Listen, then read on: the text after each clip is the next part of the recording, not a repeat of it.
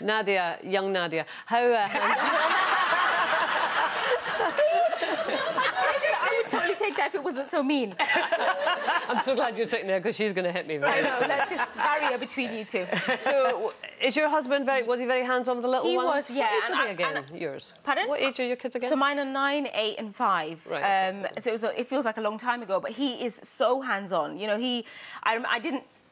It was just like, because I was breastfeeding and the only thing he could do was everything else, and that's what he did. He changed nappies. I didn't change my son's first nappy till he was about 4 months old, because he would, he would be around. He'd come back in his lunch break to check on us and make sure, yeah. And was the house a disaster and everything else went to pot, or did he take care of all that too? He literally did everything. He did the laundry. He can't cook, so I had a lot of instant noodles. But you know, he did everything. You can forgive him that, can't you? With everything else. I mean, he is so hands-on. I mean, let's go right back to the beginning. When I was in labour with my first son, he was... When I say he was there, he was there. Oh. I mean, like, there?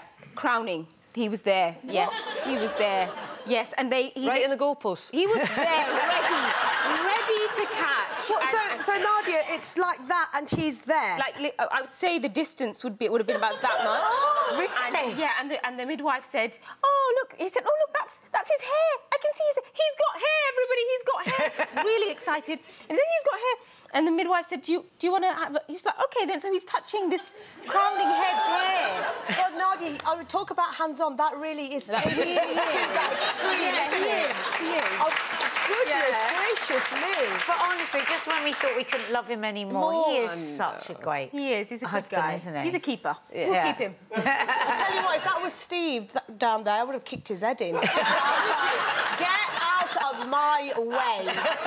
This is I've got things to do. This is my day. Get out of it, right? So was Steve hands-on then with the baby? Not hands-on in that way. I mean, when the baby's nappies and all that stuff. Yeah, to be fair, I think Steve would have liked to have been hands-on, but because I'm such a controlling freak, I was like, I'll sort it all out. Yeah. And, you know, you just kind of be the daddy. And he was fine. And I think what Steve's really good at is actually, when I had IVF, he was there at every single blood test. Yeah. When I was adopting Amara, he was left at home with Zach for 3 months looking after him. Wow. So he is really hands-on. But I think when I had Zach, the first sort of 6 to 8 months, he was just happy for me to take control. He could see I wanted to. I think that he often let me. happens, doesn't it? Yeah. I mean, how often when we moan, is it actually because we do want to do everything? Oh, but I mean, I think also the difference is, if you were both happy with that arrangement, then that's fine. Yeah. That's what works. But it's when, you know, one partner is not happy with the arrangement, maybe thinks that the other one isn't pulling their weight, and then there's resentment, and then that's when it gets difficult. Yeah. But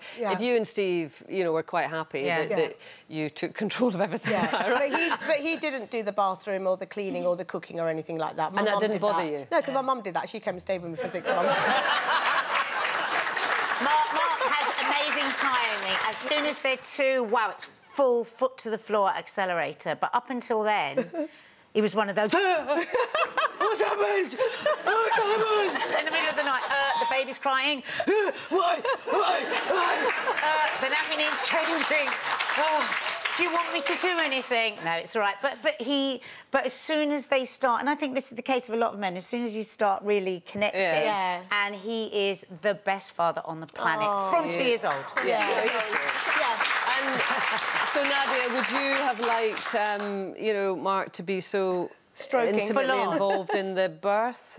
Well, he was really involved on the birth, because I sat on the toilet the whole way through demanding he held my shoulders for the entire time whilst I screamed at him. So he was very hands-on. But I really do believe that you shouldn't force your partner to be in for the birth.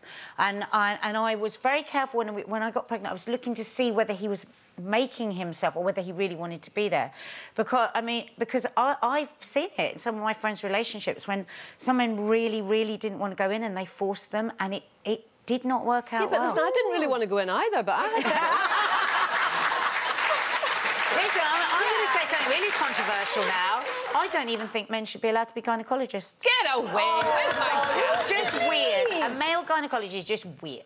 No, but that's their profession. I don't like it. I won't have a man No, I don't want any professional anywhere near me. So do you demand a female gynecologist when you go to hospital? Do you? Yes. Why? Imagine being married to a gynaecologist. Could you imagine that? I mean, think about it. You wouldn't really have anything to talk about because it's just weird. Oh, come on. You know, I want to know why. People. I want to know why. Don't try and get all clever and try and rationalise. This is an irrational belief and I'm sticking to it. If you thought that got heated, wait until you watch these and click here to subscribe. You may as well. It's totally free.